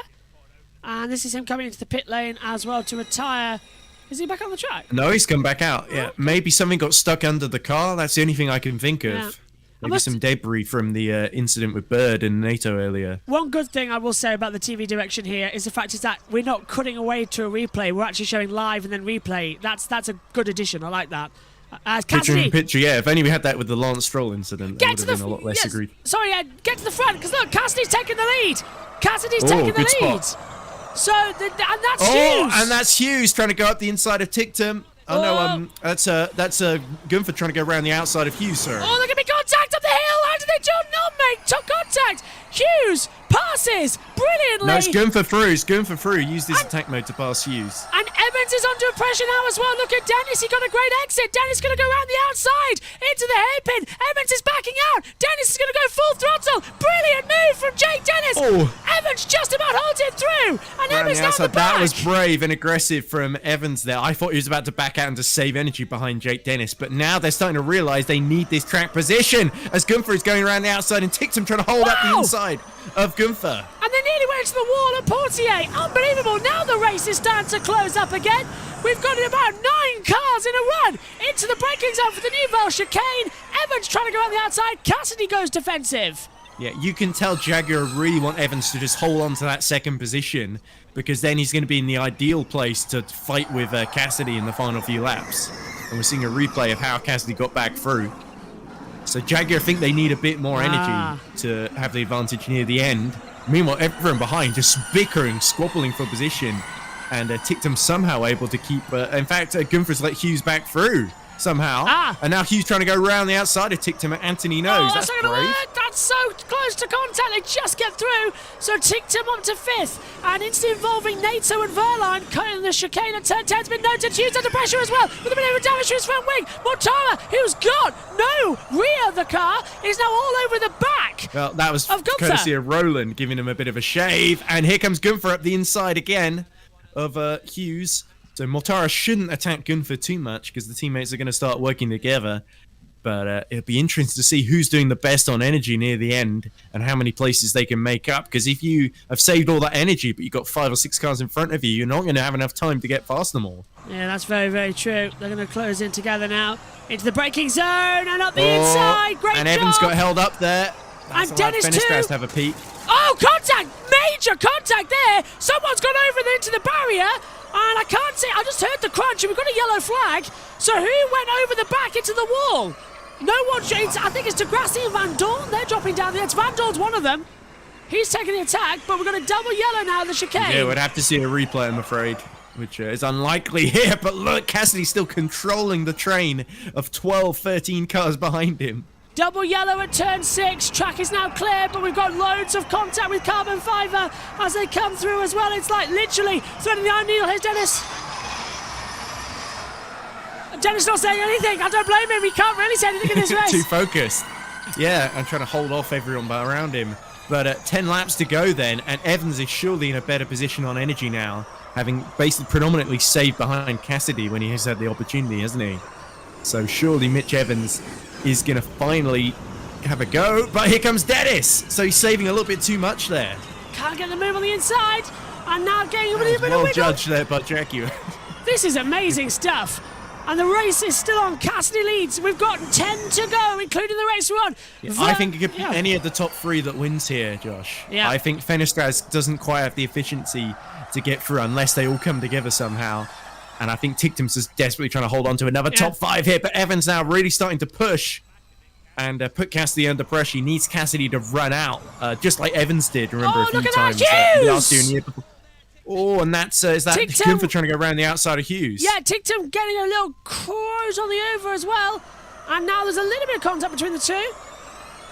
And as the exit, that is going to be... Hughes holding off, Gunther, and the Maseratis being pushed into one another. Gunther trying to pass Yusei. Maserati are getting on top of each other. Evans trying to go around the outside of Cassidy into the braking zone in the new chicane. Cassidy's defending now in the middle of the road. So it could come down to a mistake here then. Maybe Cassidy's got the energy he needs, who knows? But I think Evans in a slightly stronger position. Needs to make sure he doesn't blow the energy too early, of course. But Cassidy's started to go now. Can't you see? He's just going out a little bit faster. Yep, he's beginning to push the pace up. Evans is taking literally all of the track he can to try and gain an advantage, like Mansell v Senna all over again. This entire train linking together. Except it was Senna leading a train of 15 cars. I don't think so. Pretty much how it should be these days, isn't it? If only Formula 1 was like this when we came to Monaco in a few weeks' time. Although I've got a feeling it might not be unless it rains, and then we'll be here all day. If any Formula 1 was like this just half the time, yes, it would right. be amazing for a change. Anyway, but that's why we have Formula 1. Let's go. Let's go. Everyone's been told to go. But where's he? There's nowhere to go though, because there's that big green Cassidy in front of him. The big green Envision of Cassidy, sorry. Will he go on the inside? He's going to try it to Newville. Oh, he backs out of it. That's not Nouvel, that's Mirabeau. Oh, Mirabeau, yeah. And also, that was going to be a collision if he went for that one. So Cassidy driving very, very intelligently. Vern has got up to 8th here, so Wow, Vern's doing well on energy. We see another yellow. Is that Mortara missing a front wing? Yeah, so more contact down at the Lowe's hairpin. And I think that is Mortara's, you're right. Yes, he is. Mortara's lost a wing and he's dropping back, so he's lost the back, he's lost the front. Mortara basically just driving a shell. It's an electric Formula Ford that Mortara is driving at the moment. It is, yeah, no front. It's been given some serious punishment, that Maserati, today at home as well. And after looking so good in qualifying as well. On board with Jake Dennis, looking ahead to Evans and Cassidy. Evans wants this race win, but he doesn't want to go too early. But he's been told he's good to push. Dennis is right up there for the first time in a few Dennis races. has probably been saving more energy than the two in front as well. So it could be these two push each other and they run out. Dennis could be up the inside of both of them. Evans trying to look around the outside, coming into Rascaster as well. That's not going to work! And Evans touches the wall! Evans touches the wall on the inside! Oh, he got away with that one. Dropped a lot! Very, very close, but he just wasn't leaving a lot of margin, Oh, was he? contact! And smoke behind! What's happened there? That's Is that Tictum! Gunther in trouble? It's Tictum! I think it's Tictum! He's got a the wing on Tictum is askew. And oh, not Oliver contact! Askew, Someone and else off! NATO in trouble as well. Yeah, that's normal, so they've made contact! Must have! And that's going to cause a safety car. Yellow's out on the track. No, I think there's been separate incidents. So Tictum has hit the back of Fenestraz, and NATO has gotten caught up with the Bohemi Verline sort of thing. Gunther's dropping like a stone as well. So both Maseratis in trouble as Mortara takes attack mode. Yeah, I think it was Gunther, Tictum's lost a bit of the wing, but he's been able to hold on to that position somehow, despite the fact he looks very, very badly damaged. Yeah, and Mortara's been passed by Van Dorn, I think. Yeah, Hughes has got through, so Hughes now on the back of this train of the top 4. This is I don't know how Tictum's going to be allowed to stay out. Surely he'll get the black and orange flag with the wing really crunched in. And Evans had a little think around the outside, so let's see. This is what happened to Tictum into Rascast. It bunches up ahead of him, and I think Tictum just has nowhere to go. Yeah. Fenestraz just... That's at the exit of the corner where everyone's accelerating, and Fenestraz just comes to a dead stop, and Tictum just hits the back of him. Nothing he could have done there, and there's Gunther stuck, so that could be a safety car, like you say, Josh. Safety car is deployed. So, and that's with 22 out of 29. Like, if it is it the last 5 laps that they can't add laps to the racing? So we are going to have laps? added 7 laps. So we will get a few extra laps then. Wow, what a parade! There is unless the safety there. car lasts a long time. Well, there's a crane there. Start the clock. So 3 minutes 59 is 1.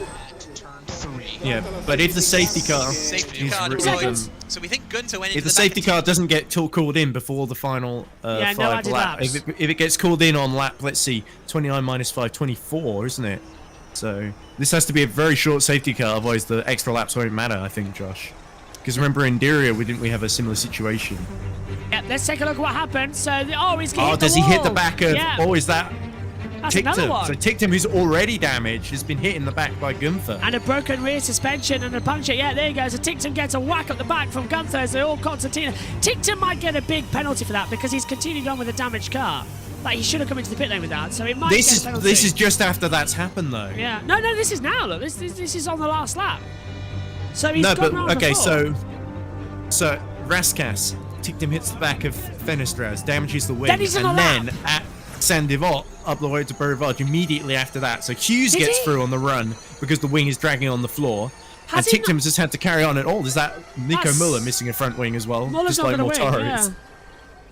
NATO's in the pits as well with Roland, so both of them look like they might be coming in to retire. And somehow the wing has stopped dragging, but Tictum looks like he's okay.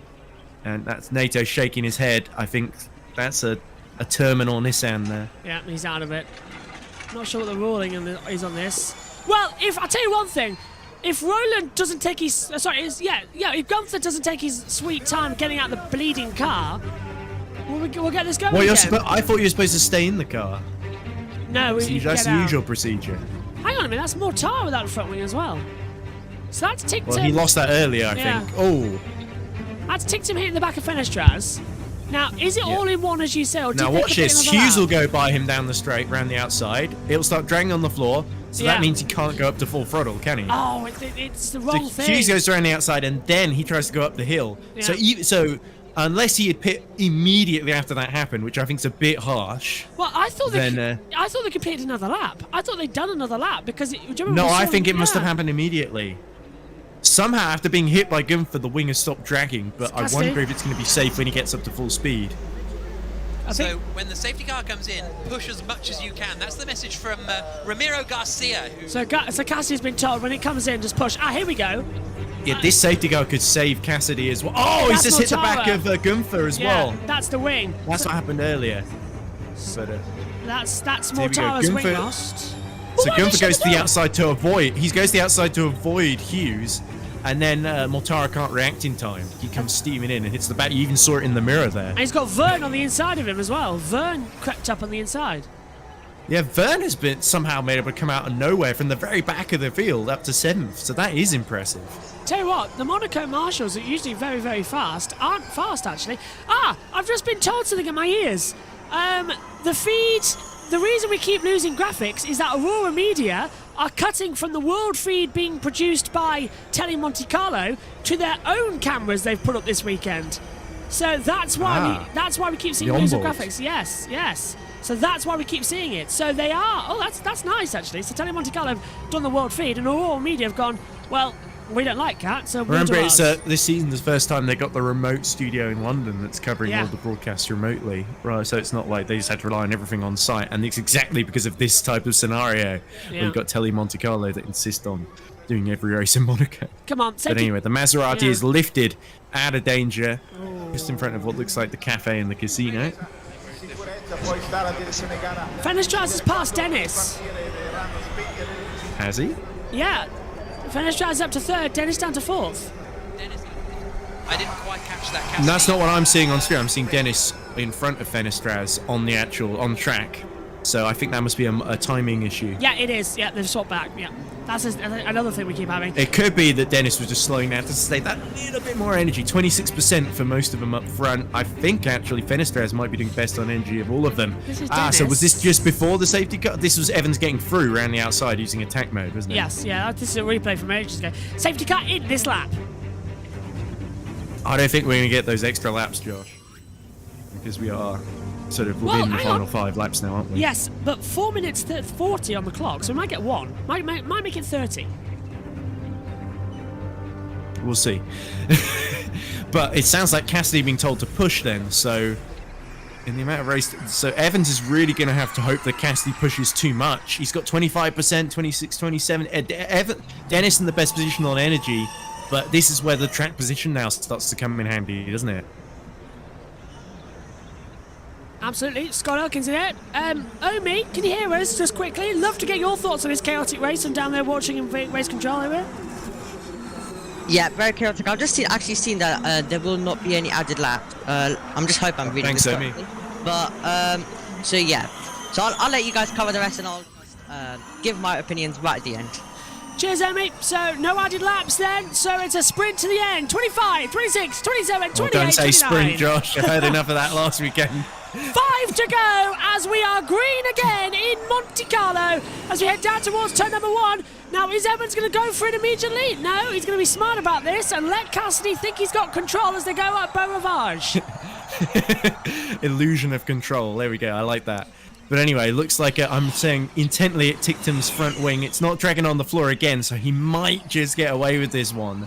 They're having a bit lax on that compared to like a Gen 1 when the instant a bit of your wing was damaged, you get called into the pits. But look at the way they drift up through a Casino Square and up through into Massenet. And is Evans going to go for a dive bomb move? He thought about it. No way. We put the car there. Wait for the chicane. Yeah, you wait for the chicane, if anything.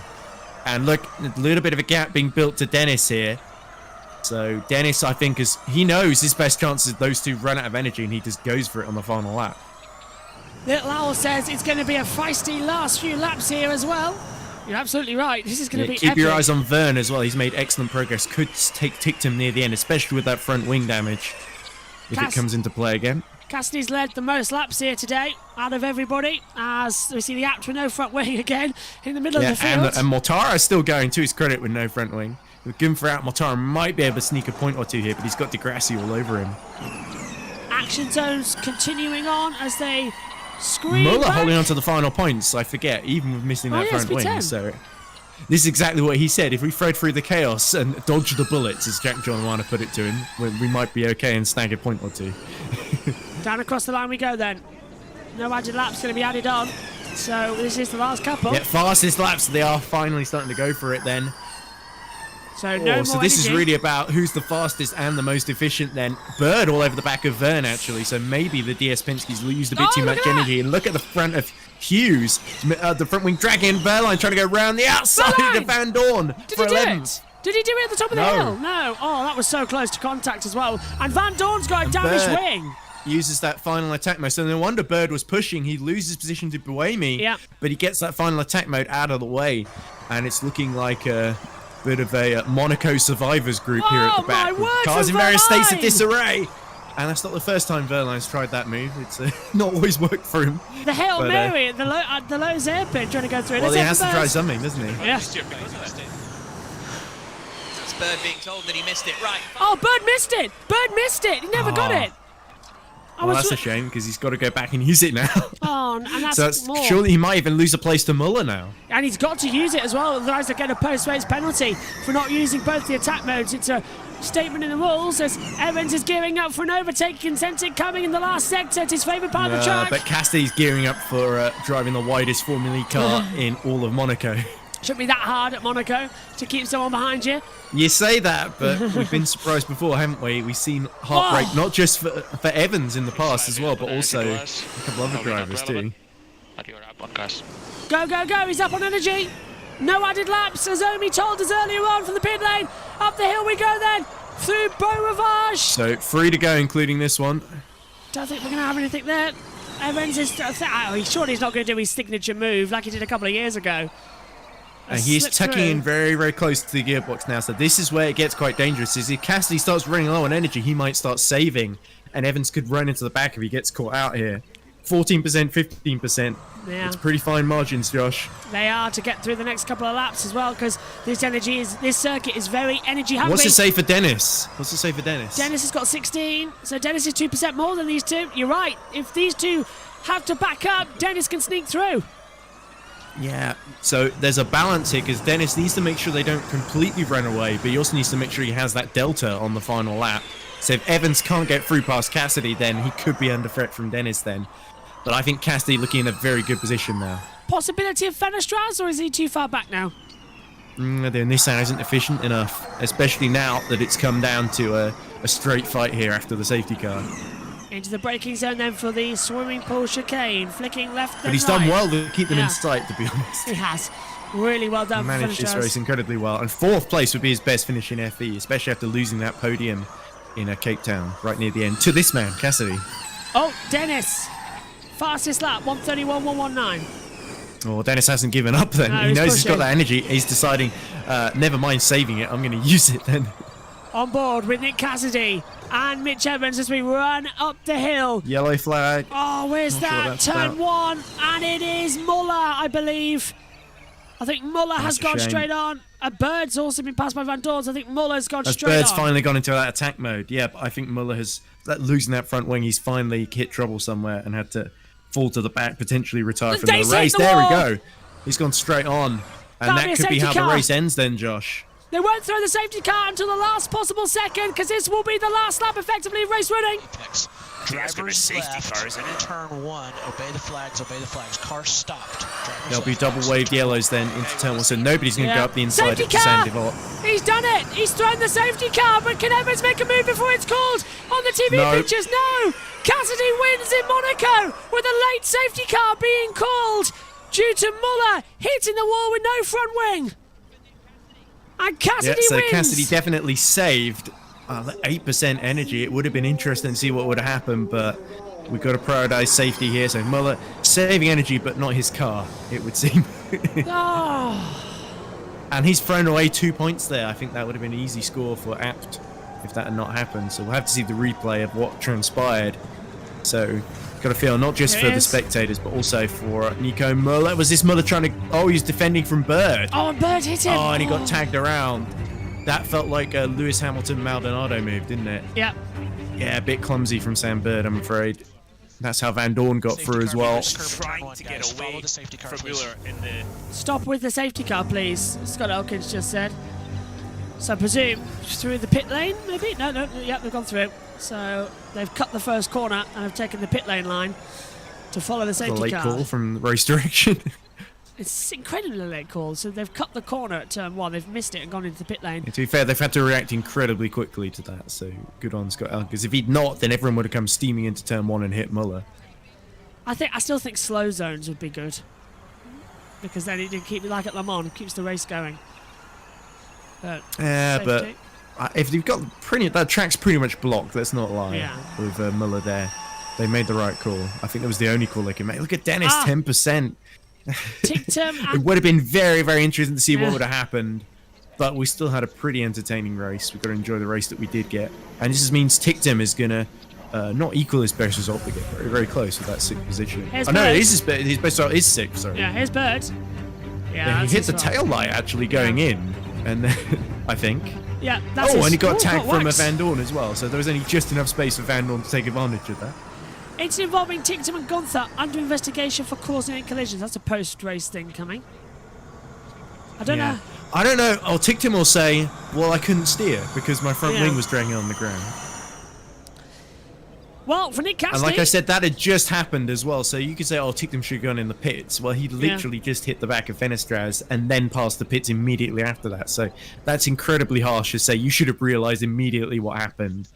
Literally a tenth of a second after. All cars stay on track. Safety car's going to come in this lap, but it will be a safety car condition, so they don't ruin the photographer's I hope we don't moments. see a Schumacher-Alonso 2010 move here. Well, it's going to be New Zealand dominating the last 4 races. Sao Paulo went to Evans, Berlin 1 went to Evans. 2 in a row for Cassidy as well. Berlin 2 went Cassidy, Monaco's going to go Cassidy. It'll be his 3rd win of the year, correct me if I'm wrong, Ed, for Cassidy. Second. 2nd win. His 3rd win in his career. That's the one. In Formula E. Well, we crowned a new king today. The green flags are incorrectly being deployed. It's not a green flag. We crowned It is a green car. We crowned a new king in England, and the king of Monaco becomes Nick Cassidy, who wins for Envision and becomes a title contender for sure. He's taking the lead of the championship, Josh, over Pascal Wehrlein. Wehrlein down 11th, no points for him today, unless something happens later on. Evans 2nd, Dennis in 3rd. But what a race win. Nick Cassidy. So yeah, Cassidy wins, and Dario's going to have a word with him shortly. A bit of a bitter end to end behind the safety car, but a very good race here in Monaco, as always. Oh, look, Brami's car looks a bit worse for wear it does, doesn't compared to his teammate who's been up front. You can see he's been bad. It's been a battering Grand Prix. I don't think there's one car without a bit of damage. Well, Cassidy looks alright. Yeah, that's where he has been hit by the back though at some point. Everyone pretty much from Hughes ticked him backwards. Here he is. Bits of their car What a hanging race. off. Whoa, that wasn't easy. I don't think we were the fastest, but that was... I'm really, really happy with how I managed that. That was mega. Congratulations. Have a nice evening. That was very casual. So, Nick well, jet lags it, doesn't it? All right then, Naomi, what did you make of that one? Well, let's just say, very much better than F1, and I kind of expected it coming into this race. And well, it's going to be hard watching F1 around Miami tomorrow because it's going to be super boring compared to this. But yeah, very exciting race. Absolutely loved it. Just a few things right at the end. Roland retired due to an injury to his hand, so he had to. So that's the reason why he had to retire. And well. Yes, we had 54 overtakes in the first 7 laps, so I think that tells us all we need to know. Where Formula 1 struggled to even reach anywhere near that in Baku. So, well, Formula 1 needs to learn, doesn't it? And it was a bit of a change from Berlin, wasn't it, Josh? Where we saw a lot, 326 overtakes or whatever it was, but a lot of it was cars going side by side, 3 or 4 wide, trying to save energy in the first 30 laps or so. And this was. You had to make those positions and then you had to hold on to them, so it was pretty tense at times. All out racing was today. Berlin was a let's get rid of attack mode as soon as possible, and then just sort They of were both save. strategical races, but here track position was much more important. As we saw with Cassidy at the end, like he said, he wasn't the fastest, didn't save the most energy, but he was at the front at the right time. And sometimes it can be a bit of a luck of the draw with the safety cars right at the end. So I'll say it would have been interesting. I think Cassidy might have been able to hold on without the safety car, the final one. I'll say this. I think Evans and the team, Jaguar, are going to know they screwed up today. Because they told him to go, then they told him to wait, then they told him to go for it, and then told him to drop But they behind. couldn't have predicted those safety cars. We could easily be sitting here now and saying, what a brilliant strategy from Mitch Evans and Jaguar. Or even, what a great strategy from Dennis to go right at the right time and Dennis get got it past right. Evans. Dennis got it right, but you've got to know, Cassidy led the most laps today. He led lap 8, he led Well, also lap he made 11, lap loads 14. of progress early on, despite that having probably the second worst grid position of the top 3, basically, because we had Evans starting 6th, Cassidy 9th, and Dennis from where? What was it?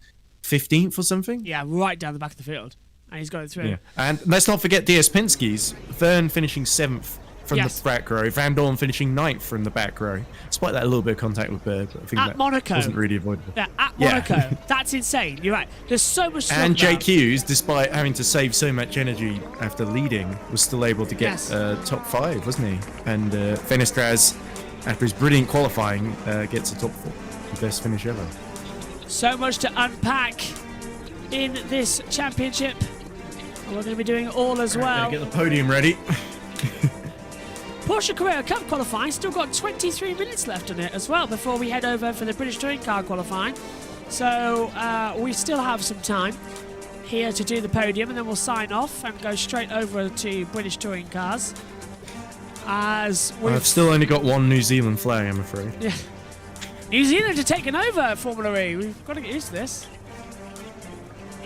Hope Roland's okay. with Cassidy his has absolutely, in my mind, been the sort of... He was the danger man early in the season, just kept getting those podiums, didn't he?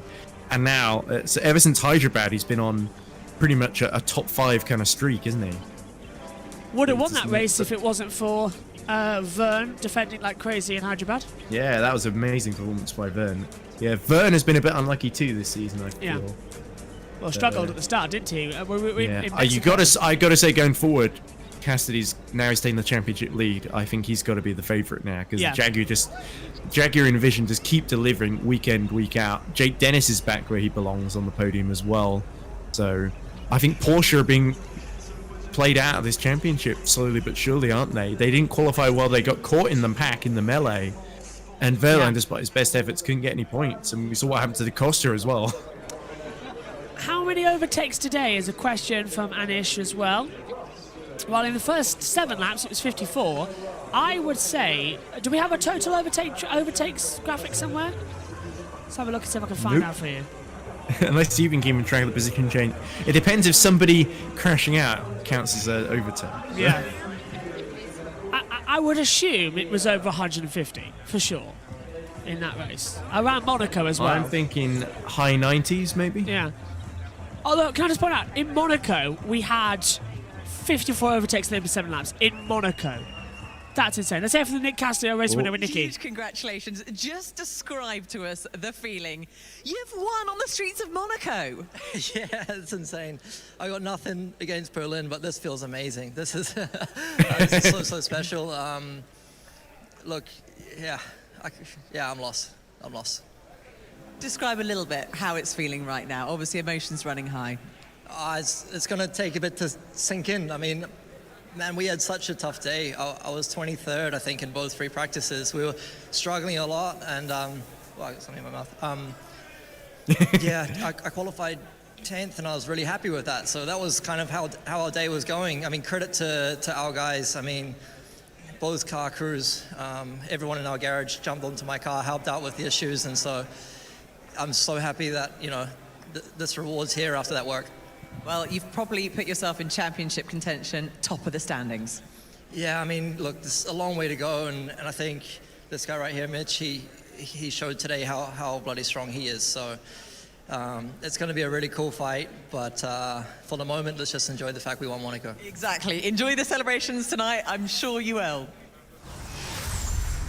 Nick Cassidy taking the win.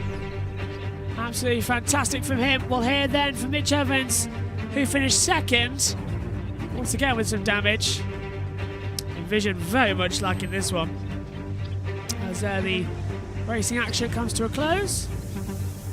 Touring car qualifying is up next here, by the way, on JB Motorsports. It's going to be a lot of fun for that one as the racing continues. And let's take a listen now to second place man, Mitch Evans, who's talking with Nikki Shields. Nikki? That celebration's going on. Well, Mitch Evans, congratulations. A third consecutive podium here in Monaco. Yeah, just not the right position, but look, I gave my best today. Full credit to Nick and Envision. They did a great job. Nick passed me at the right time. I thought I had him, but no, he made a good move on me into one, and that was it. So look, it's not another podium. We're in a good roll, so a good points, and that's the main thing. Obviously, the race finished under the safety car. Do you think if you had a bit of extra time, you could have got past Nick Cassidy at the end? I'm not too sure because the energy targets are getting quite high at the end, especially after the safety car. So it kind of became locked out a little bit. So yeah, there's a few moments in the race where I wish I could do again, and maybe it had a different outcome, but is what it is. Full credit to Nick and his team, and also my team. You know, we've been doing a really good job, but we just missed out today. Exactly, it's been a great run of form. Congratulations, Mitch Evans. Well, pick a winner was wrong, but he's still going to be in there for title contention for sure, Ed, isn't he? He's going to be right there, ready to go. We've got a number 116. 116 overtakes. See, I was pretty 116. close. Oh, wow.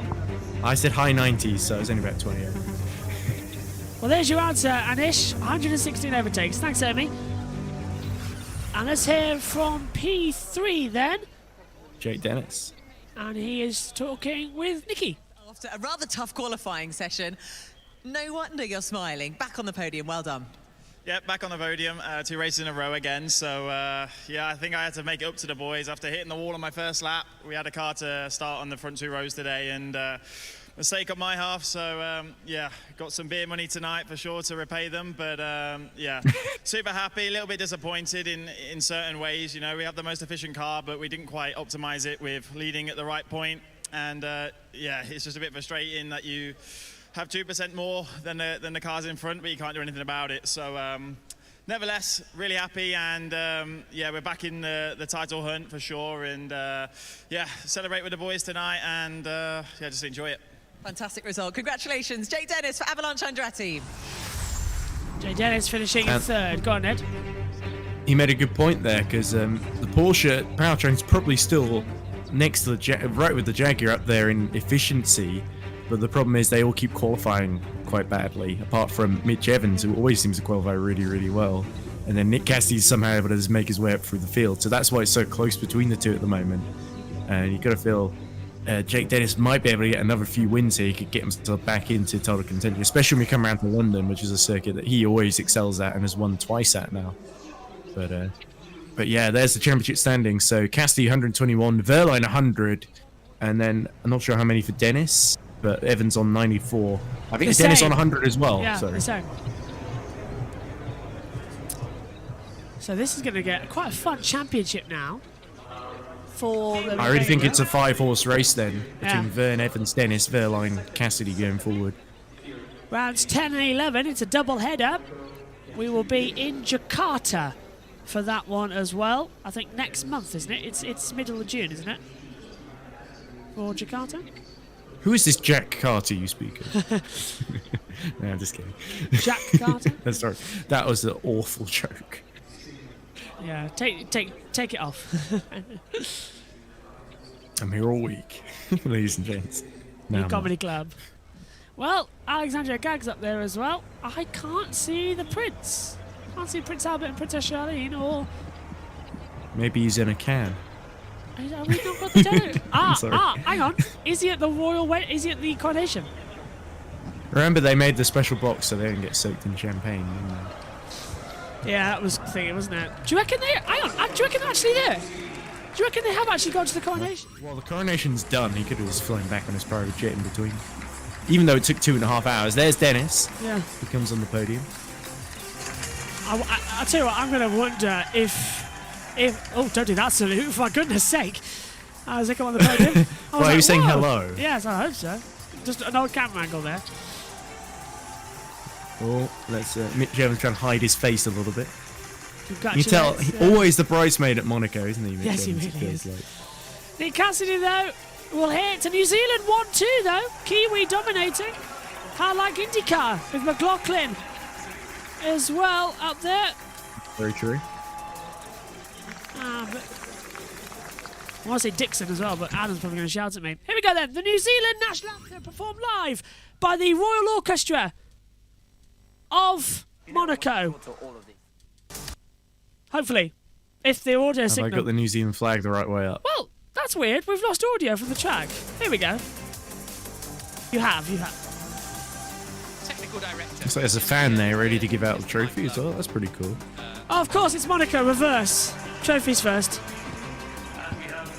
Yeah. I'll get the champagne ready for later then. It's a good thing I got the trophies ready for. Nick Cassidy wins for the third time in his Formula career. Second place will go to Mitch Evans. And the constructor should have been done. Monaco, I hate Monaco. So their podium procedure is really annoying. Third place to Jake Dennis. Fantastic for him on the podium after a couple of bad races in a row. Okay, listen to that. Wow. New Zealand's part of the Commonwealth, isn't it? That's 2 podiums in a row for Jake Dennis then, so he's back in the game after 3 retirement. Was it 3 or 4 retirements in a Yes, row? Is New Zealand part of the Commonwealth? It is, isn't it? Yeah, technically. So on the King's coronation, it's a Commonwealth podium. He nearly gave the wrong trophy. He nearly gave a trophy to Dennis because they heard the big cheer. But the team's trophy goes, of course, to the team manager of Envision. Oh, he sure snubbed his handshake. Nico Rosberg's there with Rife as well. Let's hear the national anthem.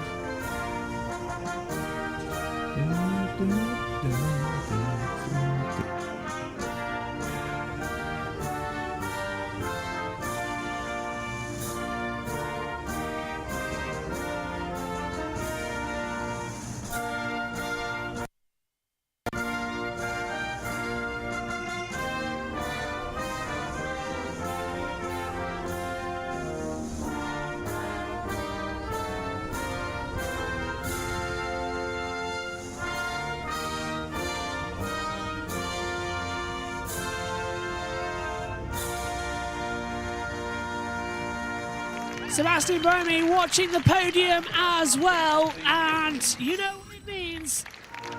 The British national anthem as well for Envision. God save the King.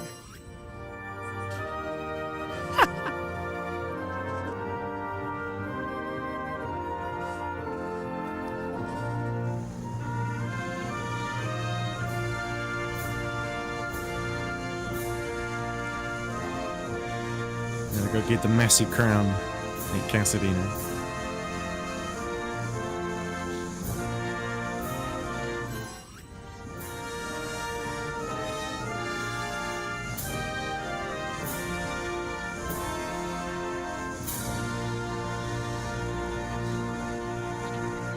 On Coronation Weekend, it is a 1-2-3 for the Commonwealth. New Zealand win with Cassidy and Envision.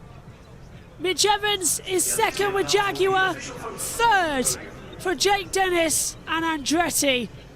The photos being taken before the more traditional charge of champagne time. Long live Nick Cassidy. May he live forever. Our new King Just of like King Monaco. Charles. Yeah, where's the champagne? Where's Cassidy's champagne? Cassidy hasn't got any champagne. The guy's walked away with it.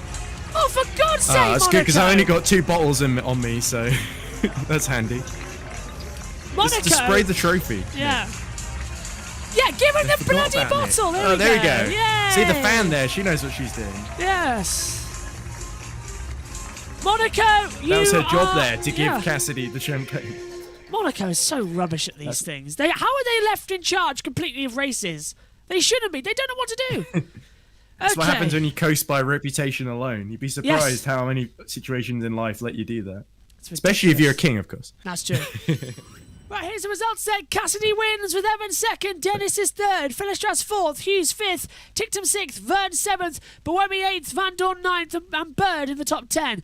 Verline 11th, followed by Mortaro in 12th, Degrassi 13th, Friends 14th, Sete Camera 15th, Da Costa 16th, Rast 17th, Nato 18th. Out was Muller, Gunther, Roland, and Lotterer.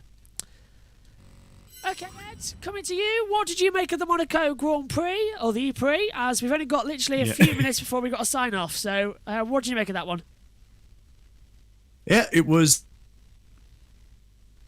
that it sort of turned into kind of what we thought it was going to be, but some great. It still felt very tense. I think people will approve of it a bit more than they did the 116 overtakes here than they did of the 300 plus from Berlin.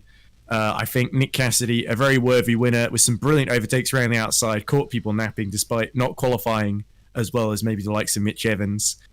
Mitch Evans, it's a case of what could have been, but I think for him and Dennis, title campaigns are still very much on track. Bad day for Porsche though, and I think they've got ground to make up going into Jakarta. So now Cassidy leads the championship. I think you've got to say he's the favourite going forward because he just keeps getting those podiums. And I wouldn't be surprised if we come to London that Nick Cassidy could lift the trophy in one of those races. It's going to be absolutely fantastic end of the season. Omi, what did you make of that race then from the pit lane area? Yep, absolutely brilliant. A lot of overtakes, 116, and I think we're gonna see. Formula One's race in a few weeks will have 116 overtakes less. Yes, I like that. I'll take that. I think you're right there. Okay. Thank you, Omi. Yeah. See you later for the F1. Ed, thank you very much. Hopefully you can pop by with an F1 soon with some opinions again. Yeah, feel free to check out Formula E Zone channel Yes. where we have all the interviews and reaction that Jack Pickering, Jack Giordamana, and our friend Alessia from Jake Dennis Struggles have put together. So we'll see that when it comes to. I'll edit as quickly as I can. Can't promise any more than that. Get them out. We can't wait. Well, my thanks to Ed. My thanks to Omi. My thanks to all of you for watching.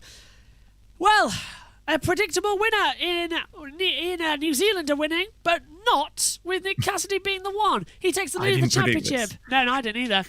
Going into Jakarta then, same flag, very, very different country and very, very different track. We'll see you in a month's time when Formula E returns. For us all here, bye for now.